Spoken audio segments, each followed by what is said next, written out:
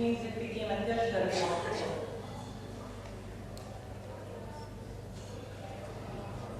This is where it was, 1961, and now it is this way in reality.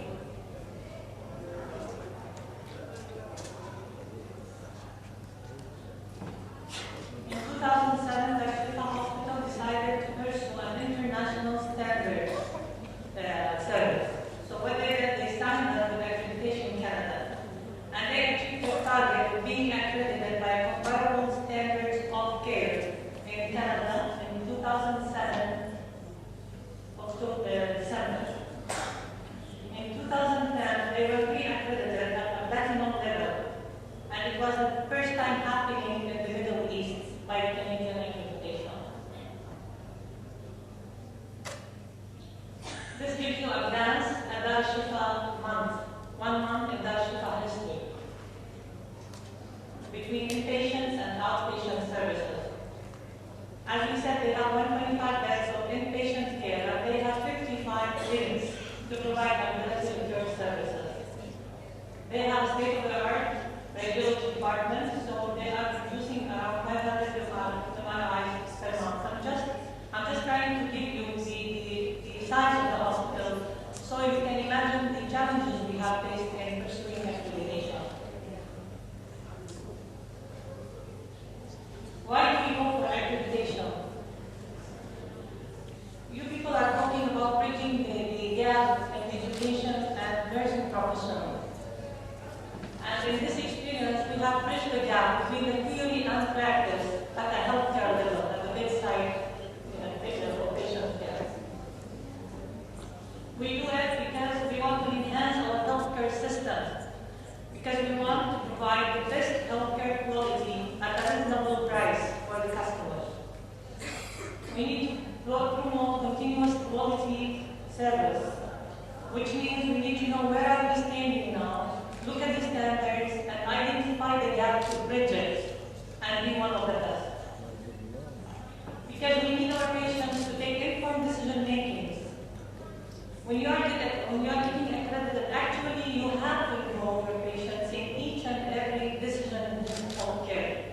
When you involve them, you tell them about his history, options of treatment, risks versus benefits, what the patient does. The patient will base his decision on these information.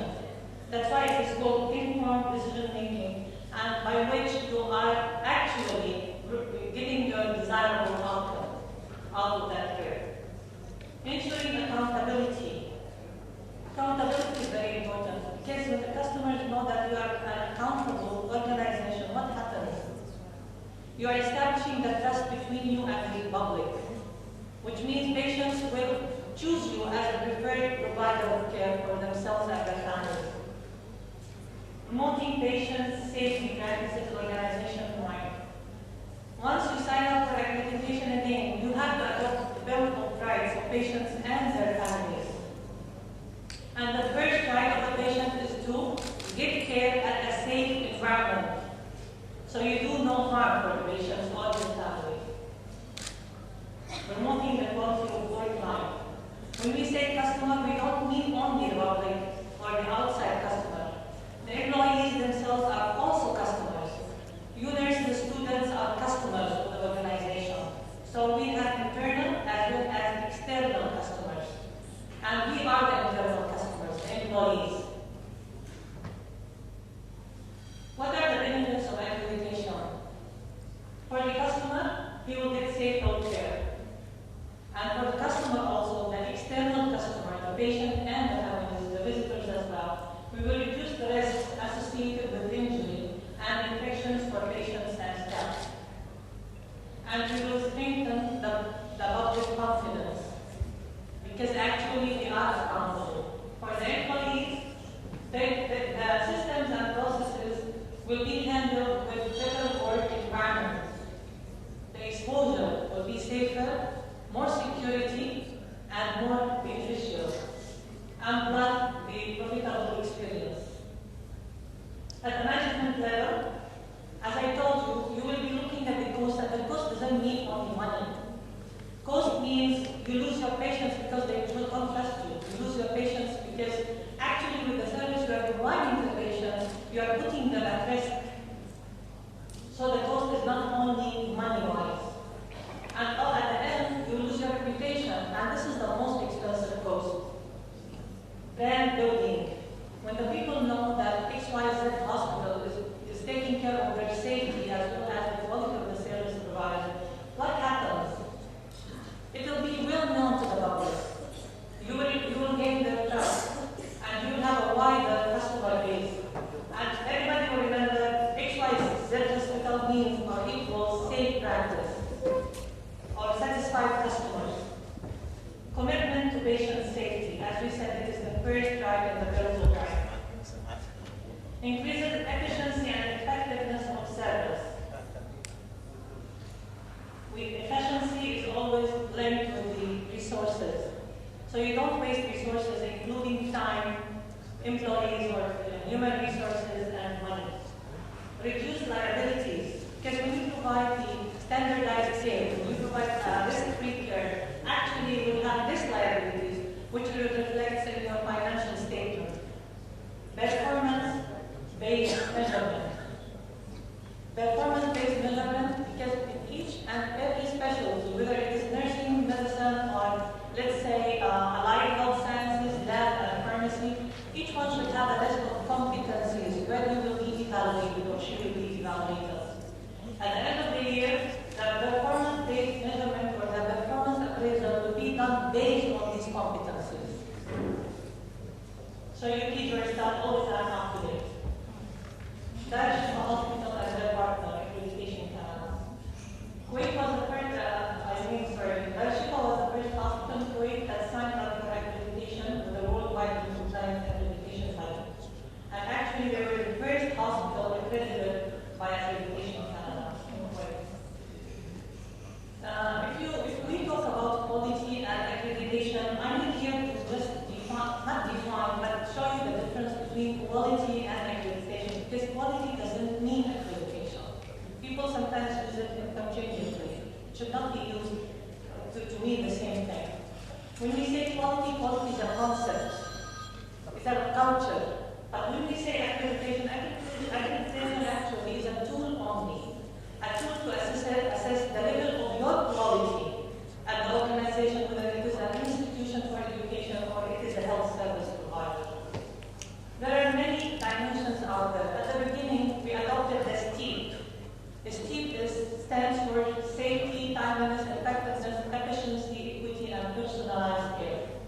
Lately, we made them more focused on patients because we are focusing on providing patient-centered care.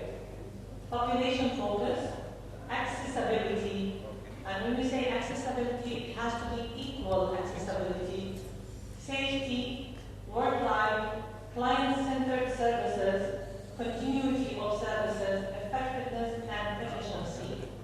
Patient will be my patient not only when he is getting my care inside the hospital, but also after discharge.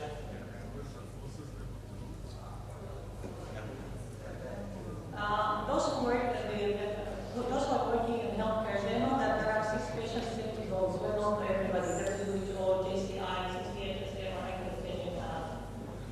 And to achieve the patient safety goals in each and every healthcare organization, we need to stick to required organizational practices, ROPs. And in accreditation Canada, they highlight the following patient safety areas. Communication. And when we say communication, it's not about talking to each other. It's about transferring the information of patients from one shift to another. It's about ensuring that this is the right patient before I introduce any kind of medication or I provide any kind of service. Medication reconciliation. When the patient comes inside my facility, I need to know what kind of medications he gets, whether it is prescribed or over-the-counter medications. And safe surgical practices.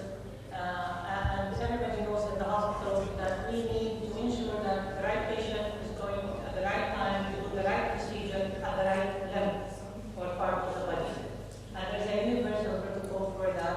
I don't know if you are using the universal protocol or you are using the WHO 3 steps or 3 phases protocol. Work life, infection prevention and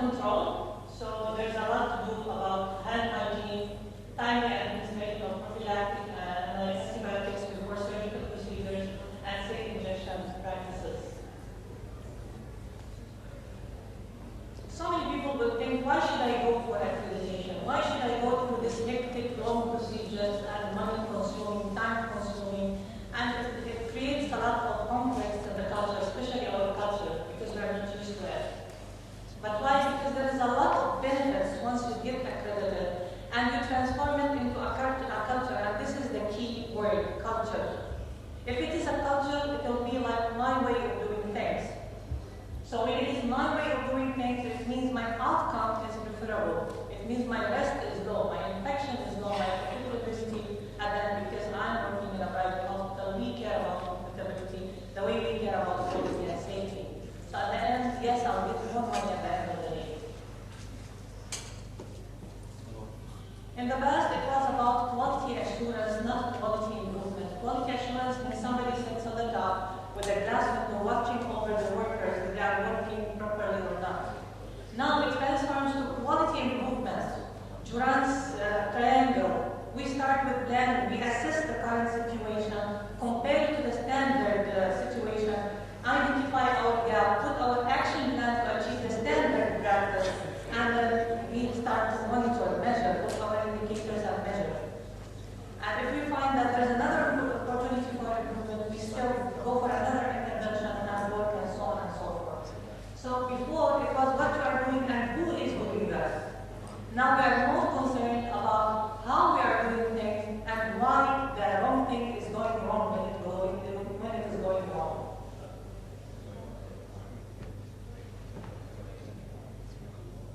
So I think in the public sector we are going for the same accreditation Canada, isn't that? So I'm very sure that you are going and suffering from the culture. People not accepting to sit together and talk about the same process. Asking the people to complete the documentation and write it in the right way. Isn't that? Conducting audits, closed and open file audits. People are scared of saying I committed a mistake because they are scared of the punishment. Am I right? Yeah, they are so scared of the punishment. So what you need to do? Our aim will be creating an open or just culture. A culture where I sit and say, I committed this mistake. Why did I commit it? Let's work on how to improve the next time practice. And this can be done through different interventions. Number one, first thing we have to do is top management commitment. Whether it is again in education services or in healthcare services. If the management is committed for the change, yes, they will change it because they will be the one volunteering and talking about it. They'll be walking around and talking to the people about safety, asking the people what was your last mistake and why it happened. And then set an anonymous system for saying that I committed a mistake or somebody committed, or there is a failure here or failure there. Nobody knows who is doing that, who is reporting it, but it is reported at least. And then rewards for self-reporting. When I say that I gave the wrong medication or the wrong dose, what will happen to me? No punishment. Actually, I'll be rewarded because I did it. I said it. We did a very interesting thing. It is well known worldwide, but I think we need it in every organization, the senior executive walk around. We were walking around together with the owners of the hospital, the CEO, COO, some heads of departments, and talking to people about this policy and why we need it and how we are concerned about improving the quality, not about only the money. When people see this kind of spirit, everybody will follow. Sitting in the teams and discussing new opportunities for improvement. Quality feedback loop, closing the loop. And framework for quality based on rapid science of improvement. We chose to do the focus PDCA methodology in improving our quality of services. Plan, do, check, and act. It is the easiest one. When we did the plan thing, we found out many failures, many shortages, starting with policies and procedures. Imagine we were doing everything without any policy or procedure to guide us through, without standardizing our practice. And you can imagine how many failures will happen because of that. We found out that we lack a lot of education. We didn't educate our staff about what is going on. They didn't know, starting with the standards of the accreditation canal. Medical file review. There was no audits conducted. And the files are incomplete. Credential review. We didn't have any credentialing or privileging committee. Which means what? When you don't have it, it means you don't look at the privileges of your doctors, which means you don't know if they are up to date or not, they can do this procedure or not. And this equals to unsafe practice. Nobody was doing internal survey audits. Incident management, nobody was reporting the incident. Risk assessment, none of the risk assessments were done before going for pursuing accreditation. Patient satisfaction was not done properly. Yes, patients were filling their forms, but nothing was done afterwards. So what we did, we started to put committees on board to take care of these things. There are many other committees, but they were the least, were the main ones. Our nurses change agents. You know, we faced a lot of resistance during the first 6-7 months. The physicians don't accept that the nurses talk to them. The nurses don't accept to talk even because they are not used to it. But yes, when nurses decided to be involved, 60% of the work of accreditation and related activities was done actually by the nurses. They form 60% not of the workforce as a workforce, but actually the workforce that will go for accreditation related activities. They are the eyes of the hospital. And anything will be done in any unit in the hospital will be coordinated by the nurses. They are the point of contact with all the departments. And they are the gatekeepers for safe practice.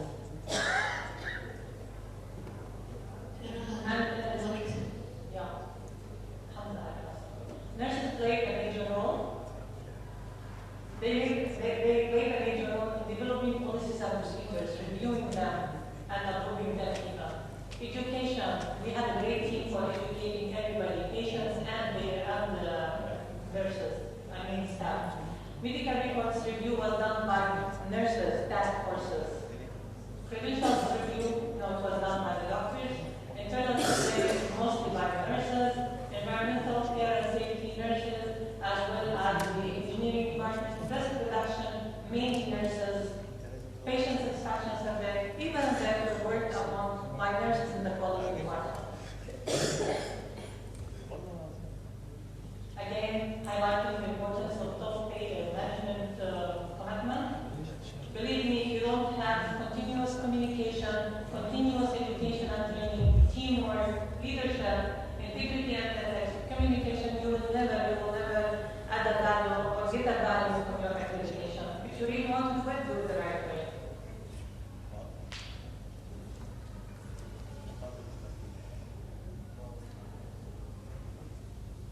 Many people ask me from the public, do you think we can get accredited? I told them yes. If that should help to achieve it, so the Minister of Health will definitely achieve it. Because we got our expertise from the Ministry of Health. And thank you. شكرا أستاذ غادة. نبدأ الآن دكتورة علاء سليمان الحليل. She's from Kuwait. She's now in a quality position in the Quality and Accreditation Accreditation Department in Ministry of Health. She will tell us about our journey with healthcare accreditation. Good afternoon, everybody. First of all, I would like to congratulate you on your 50th anniversary. And second, my deepest gratitude actually to allowing us and inviting us to share our experience with the good doctors here. Today I will be speaking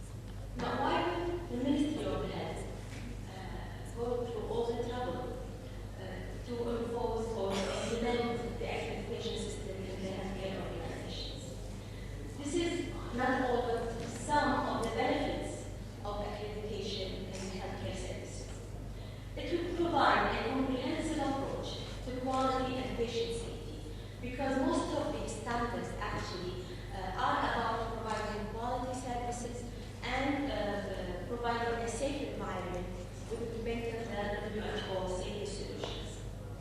Second, accreditation would mean adherence to international best practice, which is required not only in Kuwait but in every country. The accreditation would also provide commitment, quality, and accountability, and increase credibility of the healthcare organizations, which means a good reputation. It will strengthen the interdisciplinary team effectiveness, which will contribute to better outpatient outcome.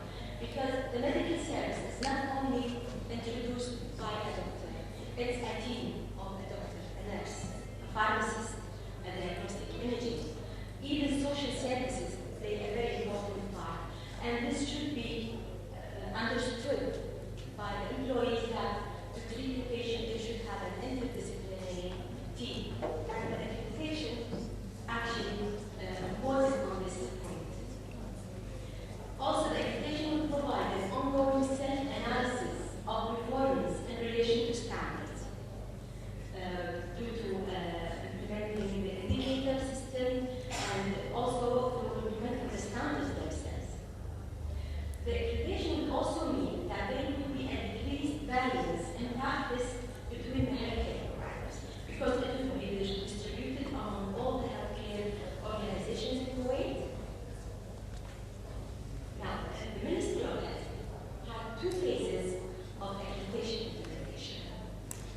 Phase 1 was a 2-year agreement that started in 2008 to 2010. Accreditation Canada International has been commissioned to develop the national accreditation program for the Kuwait Ministry of Health through providing a technical service. Phase 1 actually composed of only 2 objectives. Objective 1 was to develop a customized standards specifically for Kuwait. And the second objective was to recruit and train accreditation coordinators and surveyors. The first objective, actually 13 domains of standards were developed for the hospitals, and it was under the guidance of Kuwait Ministry of Health Advisory Committee. Once those domains were established and written, they were pilot surveyed or pilot tested in 3 hospitals, Al-Amiri and Jaffa. Once the pilot survey was done, another further evaluation of the standards was established based on the evaluation report and based on the feedback from the focus groups.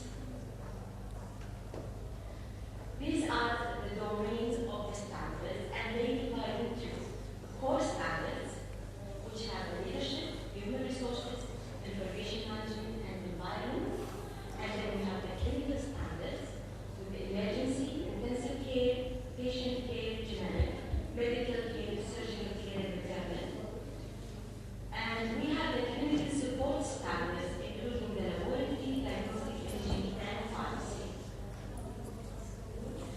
And this is the national accreditation standards for hospitals book that was printed based on the finalization of the standards, and it was distributed to all Ministry of Health and medical organizations.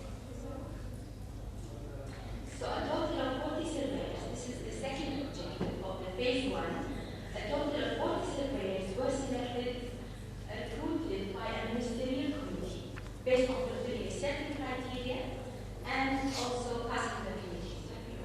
Furthermore, the selected surveyors went through a training program that was part theoretical and part practical, and it was presented by the Canadian surveyors, and after that they were evaluated. Phase 1 has ended, and it was successful, and so we thought that we would renew the agreement once again with accreditation partner. Another agreement was signed in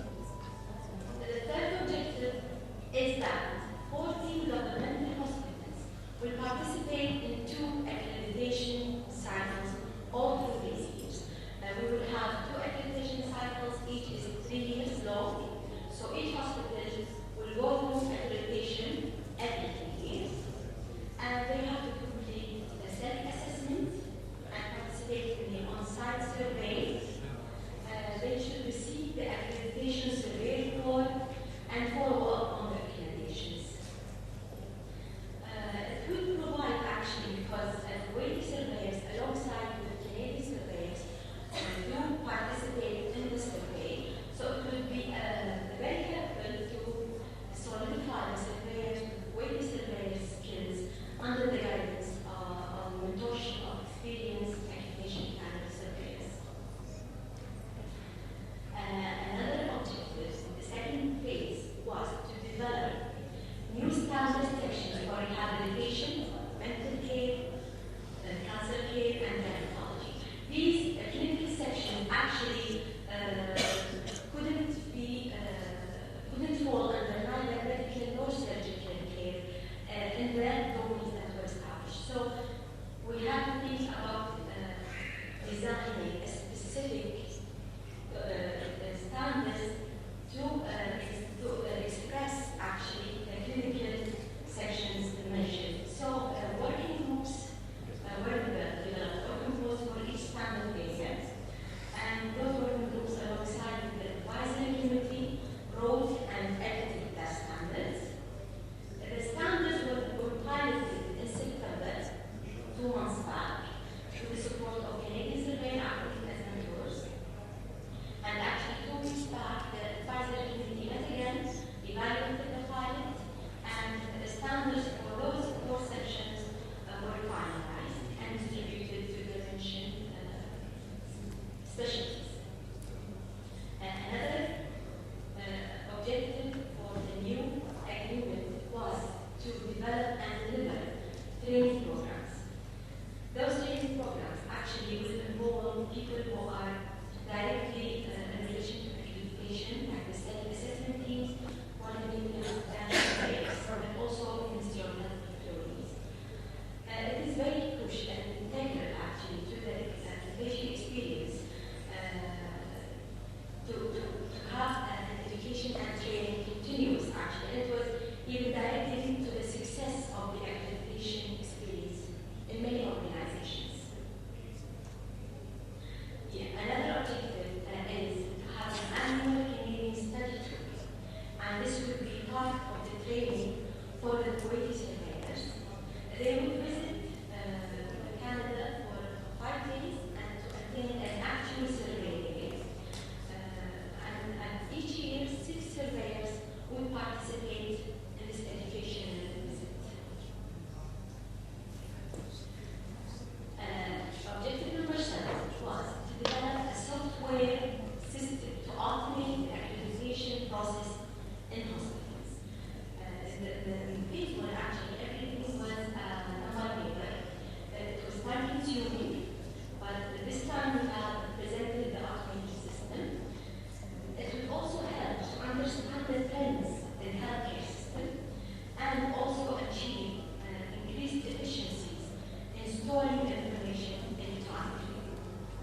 It would significantly improve the productivity of the delivery of the organization's survey report. It has 3 parts. Part 1 is an organizational portal and is used mainly by the self-assessment teams to enter their data electronically. The second part is just concerned with the surveyor. When he visits the hospital for surveying, he would enter his comments and his evaluation electronically. And the final part is the report editing application for the final editing of the reports for the hospital. The final objective for the second phase was to develop the primary healthcare accreditation program. This is required. We have something. What we did so far is to develop primary healthcare standards relevant to the needs of Ministry of Health, of course with the help of the advisory committee for the primary healthcare. It was the standards were written. They will be pilot tested next week in 5 private healthcare centers. After the piloting, the final revision will be done with the standards and it will be finalized and distributed for implementation.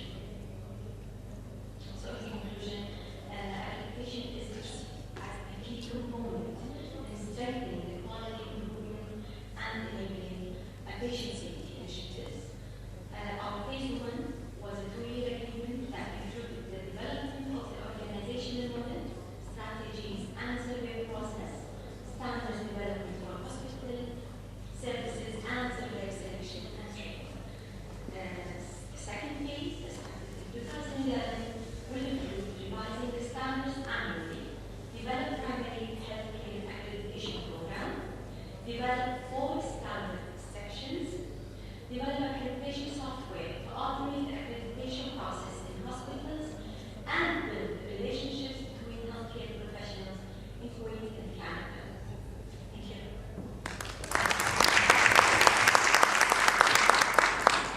شكرا دكتورة الدولي. طبعا الحين discussion time. السؤال بالنسبة للمحاضرين نتفضل.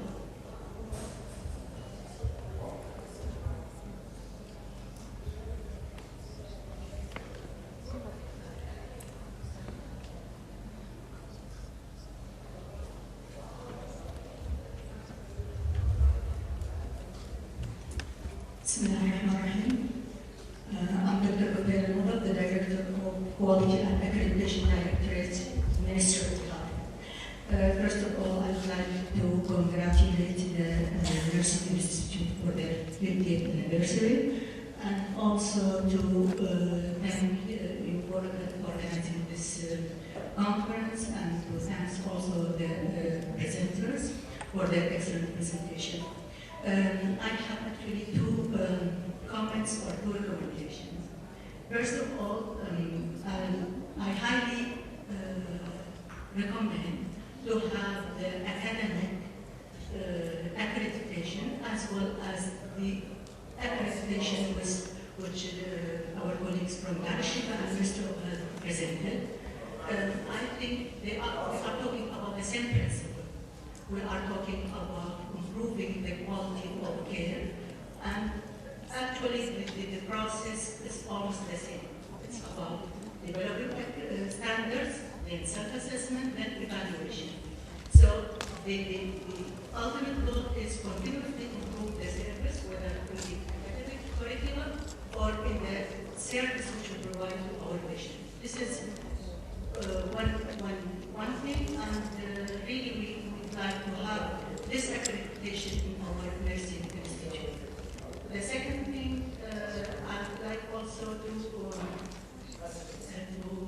recommend introducing the WHO World Health Organization patient safety curriculum, because if you know that the World Health Organization developed patient safety curriculum, and as our colleagues represent, that most of the accreditation standards, important component of the accreditation standards is the patient safety.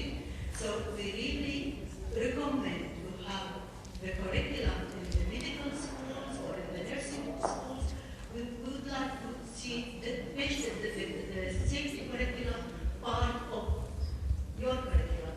So I just recommend in this conference to have the World Health Organization curriculum for patient safety. Thank you.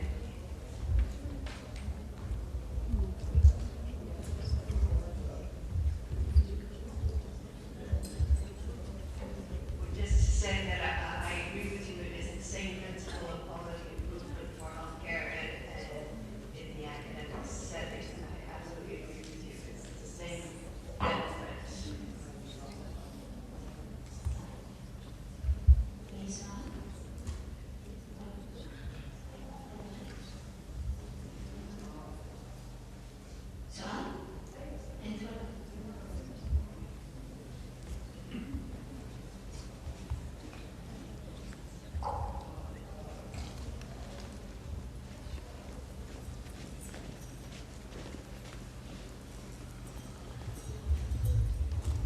Thank you, Dr. Becker and Dr. Cynthia and the others for the really informative presentation.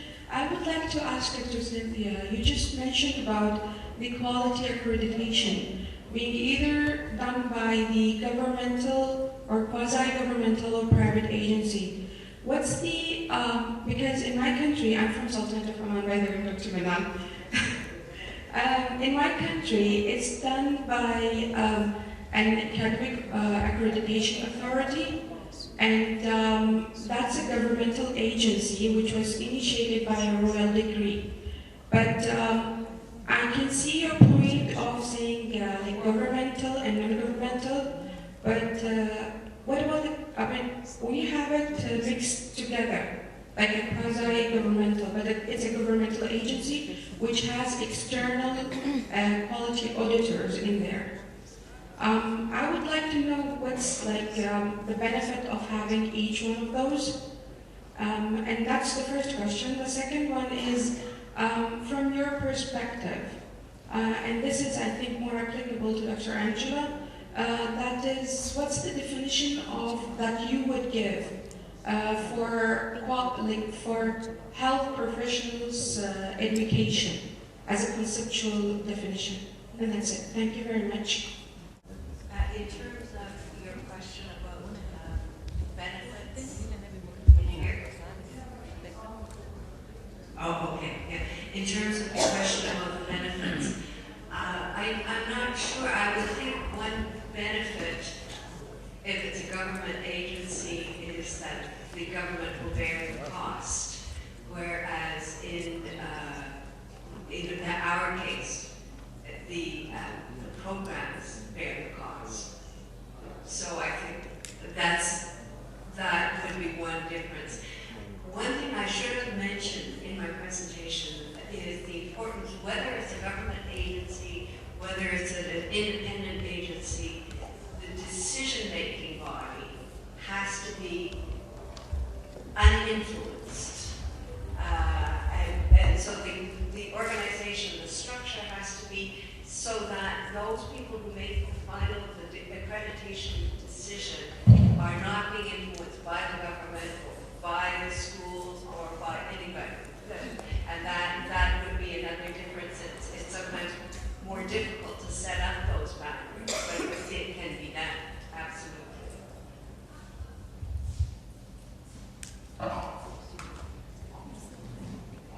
In terms of the definition that you were asking about, I think it's extremely difficult to define when you're talking about practicing professionals, whether they're nurses, doctors, dentists, teachers, or social workers, because there are levels.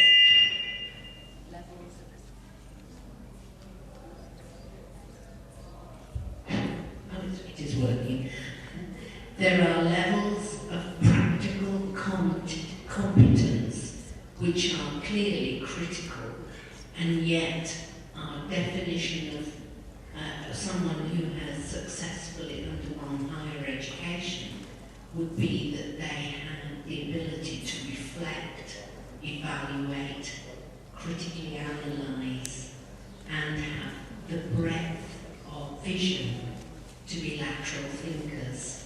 And that seems strangely at odds with any sort of competence-based training or assessment.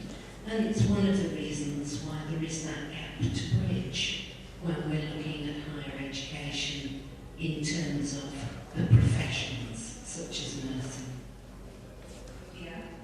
My question is, because I have been an academician and I was in the academia for a long time, and now I have taken up clinical end.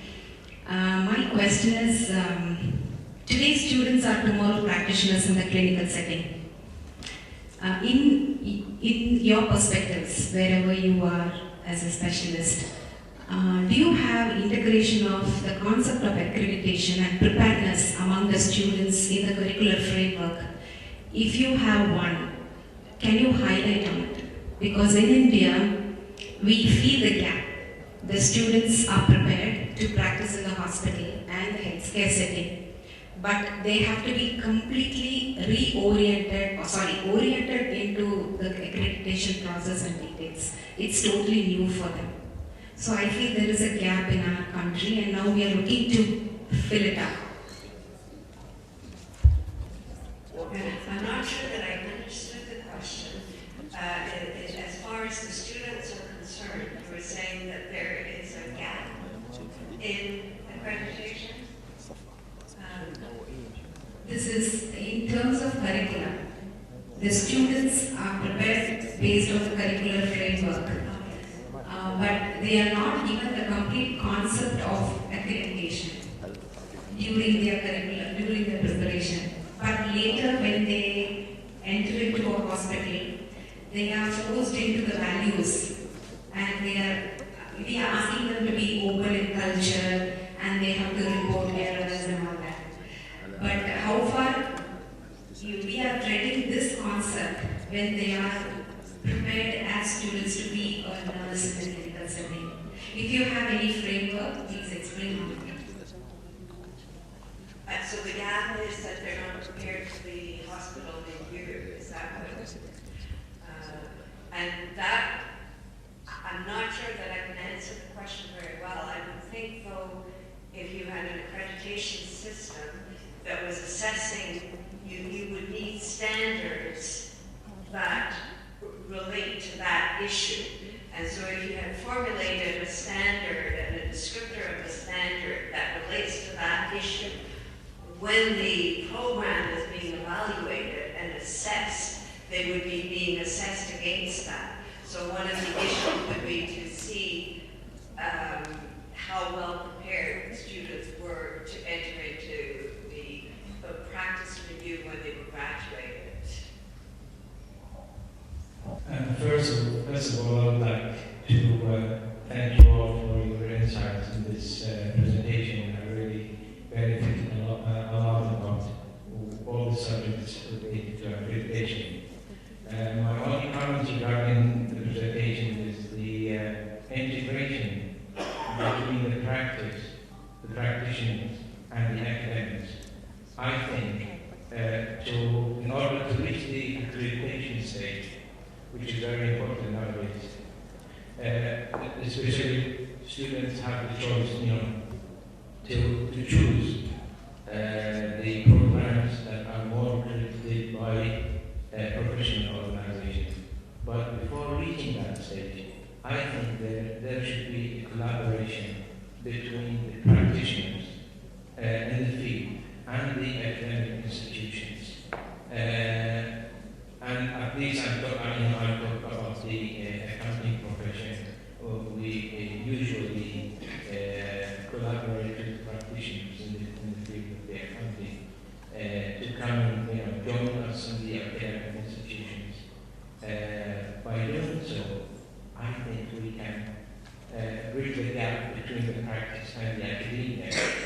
And also we can, by doing that, we can prepare the institution in terms of the practicalities of the specialty of the institution and make it closer to the practice. Therefore, we can achieve the accreditation spontaneously by collaborating with the practice. And I also thank you all again by participating in this valuable conference, and I would like to thank also the organizers for their efforts. Thank you. بهذا نختتم الجلسة الأولى من مؤتمر التمريض. إن شاء الله نشوفكم غدا في أول جلسات اليوم الثاني للمؤتمر. شكرا. Thank you.